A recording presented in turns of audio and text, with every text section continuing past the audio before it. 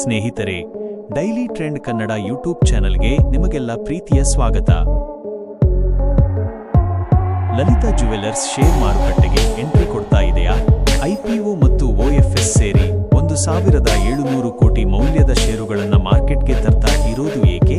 ಹಾಗಾದರೆ ಈ share market ಎಂಟ್ರಿಗೆ Lalitha jewellery ಮಾಡ್ತಿರೋ ಪ್ಲಾನ್ ಏನು?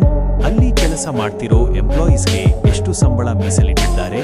ಗೋಲ್ಡ್ ಮಾರ್ಕೆಟ್ನಲ್ಲಿ ಲಲಿತಾ ಜ್ಯುವೆಲ್ಲರಿಯ ಪಾಲು ಎಷ್ಟಿದೆ? ಕಂಪನಿಯ ಬಿಸಿನೆಸ್ ಲಾಭಾಂಶ ಎಷ್ಟಿದೆ? ಕಂಪನಿಯು ಹುಟ್ಟಿ ಬೆಳೆದಿದ್ದು ಹೇಗೆ? ಎಲ್ಲವನ್ನ ಈ ವಿಡಿಯೋದಲ್ಲಿ ನೋಡುತ್ತಾ ಹೋಗೋಣ ಬನ್ನಿ. ಕಡೆತನಕ ಮಿಸ್ ಮಾಡದೆ ನೋಡಿ. ಲಲಿತಾ ಜ್ಯುವೆಲ್ಲರಿ ಶೇರ್ ಮಾರ್ಕೆಟ್ಗೆ ಬರ್ತಾ ಇರೋ ಸುದ್ದಿ ಬಗ್ಗೆ ಮಾತನಾಡುವ ಮೊದಲು ಈ ಕಂಪನಿ ಬೆಳೆದು ಬಂದ ಕಥೆಯನ್ನು ನೋಡಿಕೊಂಡು ಮುಂದಕ್ಕೆ ಹೋಗಬೇಕು. ಯಾಕೆಂದರೆ ಅಷ್ಟು ಸ್ಫೂರ್ತಿದಾಯಕವಾಗಿದೆ ಈ ಸ್ಟೋರಿ. ಇದರ ಮಾಲೀಕರು ಕಿರಣ್ ಕುಮಾರ್ ಜೈನ್. ಇವರು ಆಂಧ್ರಪ್ರದೇಶದ ನೆಲ್ಲೂರಿನವರು. ಸಾಧಾರಣ ಕುಟುಂಬದಲ್ಲಿ ಜನಿಸಿದ ಇವರು ತಂದೆ ತಾಯಿಗೆ 8ನೇ ಮಗ. ತಂದೆ ಜ್ಯುವೆಲ್ಲರಿ ಅಂಗಡಿಯಲ್ಲಿ ಅಕೌಂಟ್ಸ್ ಬರೆಯೋ ಕೆಲಸ ಮಾಡ್ತಾ ಇದ್ದರು. ಆದರೆ 1960ರಲ್ಲಿ ಬಂದ ಸರ್ಕಾರದ ಗೋಲ್ಡ್ ಕಂಟ್ರೋಲ್ ಆರ್ಡರ್ ಚಿನ್ನದ ಮಾರುಕಟ್ಟೆಯ ಎಲ್ಲಾ ಬಿಸಿನೆಸ್ಗಳಿಗೆ ಪೆಟ್ಟುಕೊಟ್ಟಿತು.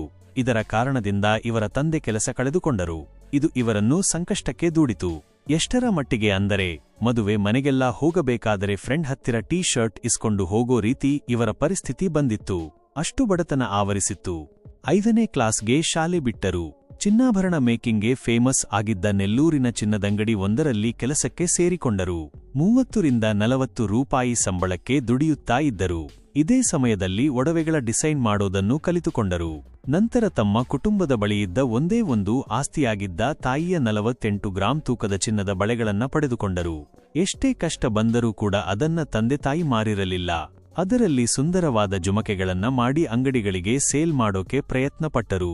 ಆಗ ಲಲಿತಾ ಜ್ಯುವೆಲ್ಲರಿ ಅಂಗಡಿಯವರಿಗೆ ಇವರ ಡಿಸೈನ್ ಇಷ್ಟ ಆಗಿ ಇವರ ಚಿನ್ನವನ್ನ ಖರೀದಿ ಮಾಡಿದರು. ಇಲ್ಲಿಂದ ಚಿನ್ನದ ಉದ್ಯಮಕ್ಕೆ ಕಿರಣ್ ಕುಮಾರ್ ಇಳಿದರು. ನಂತರ ಕಾಲ ಕಳೆದಂತೆ ಹೋಲ್ಸೇಲ್ ಚಿನ್ನದ ವ್ಯಾಪಾರಿಯಾಗಿ ಬದಲಾದರು.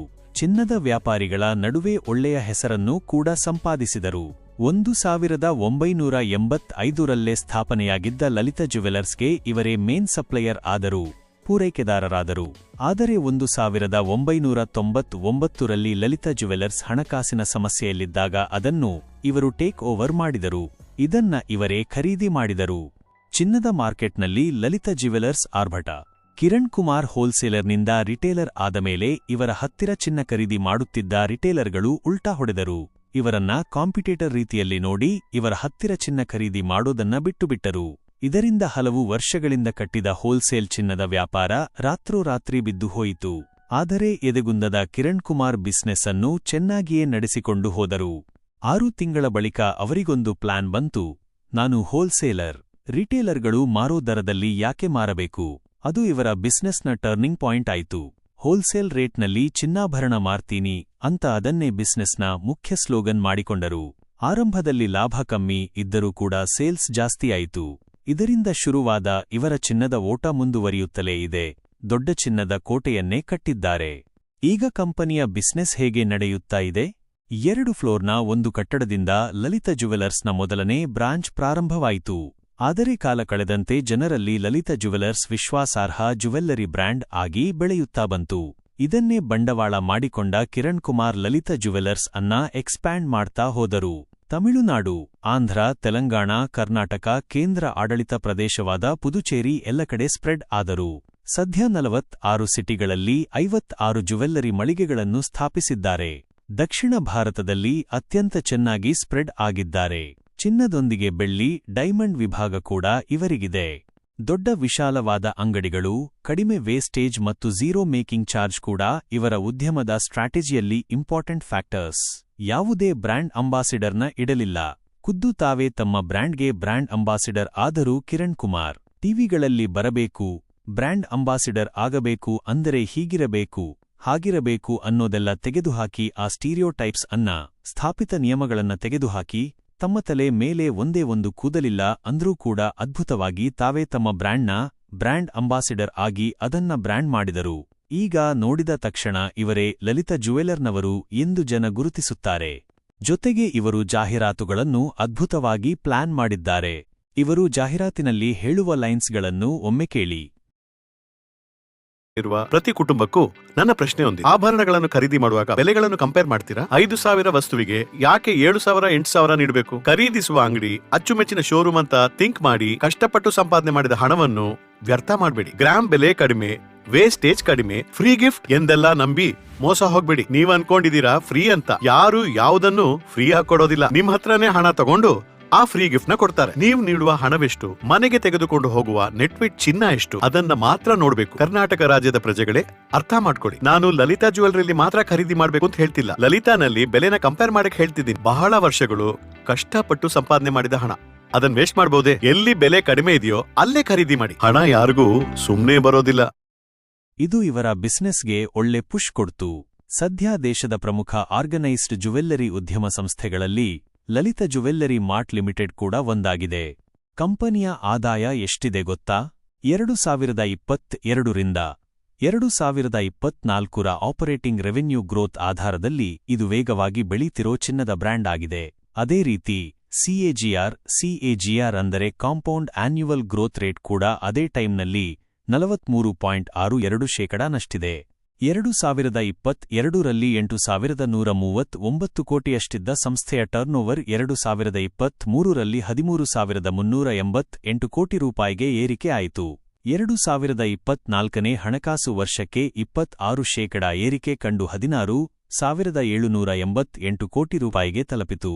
2024ರ ಮಾರ್ಚ್ ಅಂತ್ಯಕ್ಕೆ ಆ ಸಾಲಿನಲ್ಲಿ ಸಂಸ್ಥೆಯ ಲಾಭ 359.88 ಕೋಟಿ ರೂಪಾಯಿನಷ್ಟಿತ್ತು.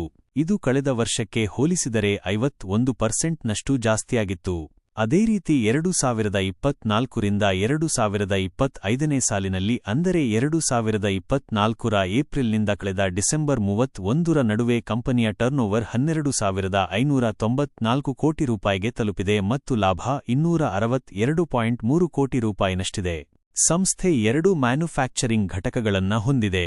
ಕಾಂಚೀಪುರಂನ ಮರೈಮಲೈನಲ್ಲಿರೋ ಘಟಕ 20,000 ಸ್ಕ್ವೇರ್ ಫೀಟ್ನಷ್ಟು ವಿಶಾಲವಾಗಿದ್ದರೆ, ಚೆನ್ನೈನ ತಿರುಮೂಡಿ ಒಕ್ಕಂನಲ್ಲಿರೋ ಘಟಕ 43,000 ಸ್ಕ್ವೇರ್ ಫೀಟ್ ವಿಸ್ತೀರ್ಣ ಹೊಂದಿದೆ.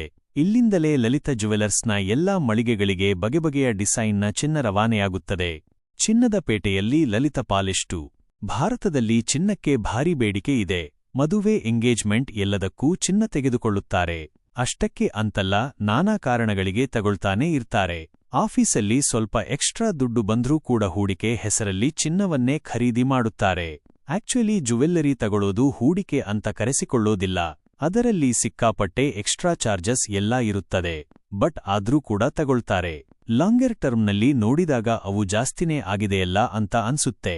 ತುಂಬಾ ಜನ ಇದನ್ನ ಫೈನಾನ್ಷಿಯಲ್ ಅಸೆಟ್ಸ್ಗೆ, ಮ್ಯೂಚುವಲ್ ಫಂಡ್ಸ್ಗೆ, ಸ್ಟಾಕ್ ಇನ್ವೆಸ್ಟ್ಮೆಂಟ್ಗೆಲ್ಲ ಕಂಪೇರ್ ಮಾಡೋದಕ್ಕೆ ಹೋಗೋದಿಲ್ಲ. ಹಾಗಾಗಿ ತುಂಬಾ ಜನರಿಗೆ ಇಷ್ಟು ಬೆಳೆದರೆ ಸಾಕು ಅಂತ ಅನ್ನಿಸುತ್ತದೆ. ಇದರ ಕಾರಣದಿಂದ ಚಿನ್ನವನ್ನು ಹೂಡಿಕೆ ರೂಪದಲ್ಲಿ ಖರೀದಿ ಮಾಡುತ್ತಾರೆ. ಹಬ್ಬ ಹರಿದಿನ ಬಂದ್ರೂ ಕೂಡ ಚಿನ್ನ ತೆಗೆದುಕೊಳ್ಳುತ್ತಾರೆ. ಅಕ್ಷಯ ತೃತೀಯಕ್ಕೆ ಚಿನ್ನ ಖರೀದಿಸಿದರೆ ಒಳ್ಳೆಯದಾಗುತ್ತದೆ ಎಂದು. ಚಿನ್ನದಂಗಡಿಯಲ್ಲಿ ಕಾಲಿಡೋದಕ್ಕೆ ಜಾಗ ಇರೋದಿಲ್ಲ. ತರಕಾರಿ ಮಾರ್ಕೆಟ್ನಲ್ಲಿ ಎಷ್ಟು ರಶ್ ಇರುತ್ತದೆಯೋ ಅಷ್ಟೇ ರಶ್ ಚಿನ್ನದ ಅಂಗಡಿಯಲ್ಲಿರುತ್ತದೆ. ಇದರಿಂದಾಗಿ ಭಾರತದ ಚಿನ್ನದ ಮಾರುಕಟ್ಟೆ ತುಂಬಾ ದೊಡ್ಡದಾಗಿ ಬೆಳೆದಿದೆ. 2024ನೇ ಸಾಲಿನಲ್ಲಿ ಚಿನ್ನದ ಪೇಟೆಯಲ್ಲಿ ಒಟ್ಟಾರೆಯಾಗಿ 5,45,100 ಕೋಟಿ ರೂಪಾಯಿನಷ್ಟು ಬಿಸ್ನೆಸ್ ಆಗಿತ್ತು. ಹತ್ತತ್ರ 800 ಟನ್ನಷ್ಟು ಚಿನ್ನಕ್ಕೆ ಬೇಡಿಕೆ ಇತ್ತು. ಇಲ್ಲಿ ಚಿನ್ನದ ಬೆಲೆ ಮೇಲೆ ಬೇಡಿಕೆ ಕೂಡ ನಿರ್ಧಾರ ಆಗುತ್ತದೆ. 2030ರ ವೇಳೆಗೆ ಭಾರತದ ಚಿನ್ನದ ಬಿಸ್ನೆಸ್ 10 ಲಕ್ಷ ಕೋಟಿ ಗಡಿ ದಾಟುತ್ತದೆ ಅಂತ gold and jewellery export promotion council ಅಂದಾಜು ಮಾಡಿದೆ. ಇಡೀ ಭಾರತದ ಚಿನ್ನದ ಮಾರ್ಕೆಟ್ ಪೈಕಿ 40%ನಷ್ಟು ದಕ್ಷಿಣ ಭಾರತದ ರಾಜ್ಯಗಳೇ ಇವೆ. ಇಡೀ ದೇಶದ ಚಿನ್ನದ ಬಿಸ್ನೆಸ್ನ 3%ರಷ್ಟು ಪಾಲು ಲಲಿತ ಜ್ಯುವೆಲ್ಲರಿ ಮಾರ್ಟ್ ಹೊಂದಿದೆ. ಅದು ಕೂಡ ದಕ್ಷಿಣ ಭಾರತದಲ್ಲಿ ಮಾತ್ರ ಆಕ್ಟಿವ್ ಆಗಿದ್ದುಕೊಂಡು ಇಷ್ಟೂ ಮಾರ್ಕೆಟ್ ಶೇರ್ ಅನ್ನ ಹೊಂದಿದ್ದಾರೆ. ಚಿನ್ನದ ಇಂಡಸ್ಟ್ರಿ ಮತ್ತು ಬಿಗ್ ಪ್ಲೇಯರ್ಸ್. ಈ ಹಿಂದೆ ಏನಾಗ್ತಿತ್ತು ಅಂದರೆ, ಜನರು ಚಿನ್ನವನ್ನು ತೆಗೆದುಕೊಳ್ಳುವಾಗ ಬ್ರ್ಯಾಂಡ್ ಎಲ್ಲಾ ನೋಡ್ತಾ ಇರಲಿಲ್ಲ. ಹತ್ತಿರದಲ್ಲೇ ಇರೋ ಅಂಗಡಿ ಅಥವಾ ಪರಿಚಯ ಇರೋರ ಹತ್ತಿರ ಹೋಗಿ ಅಥವಾ ಚಿಕ್ಕಪುಟ್ಟ ಅಂಗಡಿಗಳಿಗೆ ಹೋಗಿ ಚಿನ್ನಾಭರಣವನ್ನ ತೆಗೆದುಕೊಳ್ಳುತ್ತಿದ್ದರು. ಆದರೆ ಈಗ ಜನರಲ್ಲೂ ಕೂಡ ಚಿನ್ನ ತಗೊಳ್ಳುವಾಗ ಬ್ರ್ಯಾಂಡ್ ಅವೇರ್ನೆಸ್ ಹೆಚ್ಚಾಗಿದೆ. ಓಕೆ, ಬಿಗ್ ಬ್ರ್ಯಾಂಡ್ಸಲ್ಲಿ, ದೊಡ್ಡ ರೆಪ್ಯೂಟೆಡ್ ಕಂಪನಿಗಳಲ್ಲಿ ತಗೊಂಡ್ರೆ ಮೋಸ ಆಗಲ್ಲ, ವಿಶ್ವಾಸಾರ್ಹತೆ ಜಾಸ್ತಿ ಅನ್ನೋ ಒಂದು ಪರಿಕಲ್ಪನೆ ಜನರಲ್ಲಿ ಬಂದಿದೆ. ಇದರಿಂದ ಈಗ ಒಟ್ಟು ಚಿನ್ನದ ಮಾರ್ಕೆಟ್ನಲ್ಲಿ ಬ್ರ್ಯಾಂಡೆಡ್ ಕಂಪನಿಗಳ ಮಾರ್ಕೆಟ್ ಶೇರ್ 35%ಗೆ ರೀಚ್ ಆಗಿದೆ. ಅದು 2027ರ ವೇಳೆಗೆ 40%ಗೆ ಏರಿಕೆ ಆಗುತ್ತದೆ ಅನ್ನೋ ಅಂದಾಜಿದೆ.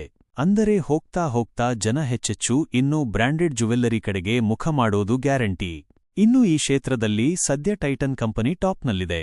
ಇದು Tanishq, CaratLane, Mia, Zoya ಈ ರೀತಿ ಬೇರೆ ಬೇರೆ ಬ್ರ್ಯಾಂಡ್ಗಳ ಹೆಸರಿನಲ್ಲಿ ಚಿನ್ನವನ್ನ ಸೇಲ್ ಮಾಡುತ್ತದೆ. ಈ ರೀತಿ ಆಭರಣಗಳ ವ್ಯಾಪಾರ ಮಾಡುತ್ತಿದೆ.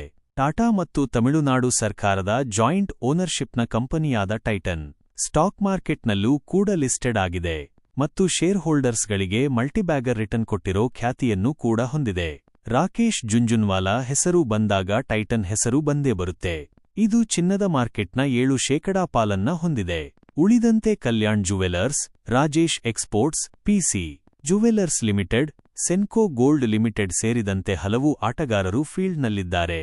ಈ ದಿಗ್ಗಜರ ರೇಸ್ನಲ್ಲಿ ಲಲಿತಾ ಜುವೆಲ್ಲರಿ ಕೂಡ ಈಗ ಸೇರಿಕೊಳ್ತಾ ಇದೆ. 3% ಮಾರ್ಕೆಟ್ ಶೇರ್ ಅಂದರೆ ಟೈಟನ್ನ ಹೆಚ್ಚು ಕಮ್ಮಿ ಅರ್ಧದಷ್ಟು ಮಾರ್ಕೆಟ್ ಶೇರ್ನೊಂದಿಗೆ ಕಾಲಿಡ್ತಾ ಇದ್ದಾರೆ. ಷೇರು ಮಾರ್ಕೆಟ್ಗೆ ಬರೋಕೆ ಲಲಿತಾ ರೆಡಿ. ದಕ್ಷಿಣ ಭಾರತದಲ್ಲಿ ಆವರಿಸಿಕೊಂಡಿರೋ ಲಲಿತಾ ಜುವೆಲರ್ಸ್ ಈಗ ಇಡೀ ಭಾರತಕ್ಕೆ ವ್ಯಾಪಿಸಿಕೊಳ್ಳೋಕೆ ರೆಡಿಯಾಗಿದ್ದಾರೆ. ಹೀಗಾಗಿ 1,700 ಕೋಟಿ ರೂಪಾಯಿ ಮೌಲ್ಯದ ಐಪಿಒ ಇನಿಷಿಯಲ್ ಪಬ್ಲಿಕ್ ಆಫರಿಂಗ್ ಮೂಲಕ ಶೇರ್ ಮಾರ್ಕೆಟ್ಗೆ ಲಗ್ಗೆ ಇಡೋಕೆ ರೆಡಿ ಆಗ್ತಿದ್ದಾರೆ. ಇದರಲ್ಲಿ 1,200 ಕೋಟಿ ರೂಪಾಯಿ ಮೌಲ್ಯದ ಫ್ರೆಶ್ ಈಕ್ವಿಟಿ ಷೇರುಗಳಾದರೆ, ಪ್ರಮೋಟರ್ ಕಿರಣ್ ಕುಮಾರ್ ಜೈನ್ ರವರ 500 ಕೋಟಿ ರೂಪಾಯಿ ಮೌಲ್ಯದ ಆಫರ್ ಫಾರ್ ಸೇಲ್ ಷೇರುಗಳು ಕೂಡ ಸೇರಿವೆ.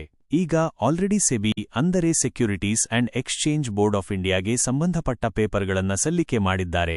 ಇದರಲ್ಲಿ 20% ನಷ್ಟು ಷೇರುಗಳನ್ನ ಕಂಪನಿಯ ನೌಕರರಿಗೆ ಮೀಸಲಿಡೋದಕ್ಕೆ ಸಂಸ್ಥೆ ನಿರ್ಧಾರ ಮಾಡಿದೆ. ಷೇರುಗಳ ಮಾರಾಟದಿಂದ ಬರೋ ದುಡ್ಡಿನ ಪೈಕಿ 14.55 ಕೋಟಿ ರೂಪಾಯಿ ಖರ್ಚು ಮಾಡಿ ಇನ್ನು 12 ಲಲಿತಾ ಜುವೆಲ್ಲರಿ ಮಳಿಗೆಗಳನ್ನ ಓಪನ್ ಮಾಡೋ ಪ್ಲಾನ್ ಮಾಡಿದ್ದಾರೆ. ದಕ್ಷಿಣ ಭಾರತದಲ್ಲಿ ಇನ್ನಷ್ಟು ದೊಡ್ಡ ಪ್ರಮಾಣದಲ್ಲಿ ಪ್ರೆಸೆನ್ಸ್ ಹೊಂದೋದು, ಭಾರತದ ಇತರ ಭಾಗಕ್ಕೂ ಹರಡೋ ಉದ್ದೇಶ ಇಟ್ಟುಕೊಂಡಿದ್ದಾರೆ. ಸ್ನೇಹಿತರೆ, ಇದಾಗಿದೆ ಲಲಿತಾ ಜುವೆಲರ್ಸ್ ಕಂಪನಿಯ ಸಂಪೂರ್ಣ ಕೇಸ್ ಸ್ಟಡಿ. ನಿಮಗೆ ಈ ಮಾಹಿತಿ ಇಷ್ಟ ಆಗಿದ್ದರೆ ಲೈಕ್ ಮಾಡಿ, ಕಾಮೆಂಟ್ ಮಾಡಿ ತಿಳಿಸಿ. ಇಂತಹ ಮತ್ತಷ್ಟು ಬಿಸ್ನೆಸ್ ಮತ್ತು ಸ್ಟಾಕ್ಗಳಿಗೆ ಸಂಬಂಧಪಟ್ಟ ವಿಡಿಯೋಗಳಿಗಾಗಿ ಸಬ್ಸ್ಕ್ರೈಬ್ ಮಾಡಿ, ಬೆಲ್ ಐಕಾನ್ ಮೇಲೆ ಕ್ಲಿಕ್ ಮಾಡೋದನ್ನ ಮರಿಬೇಡಿ.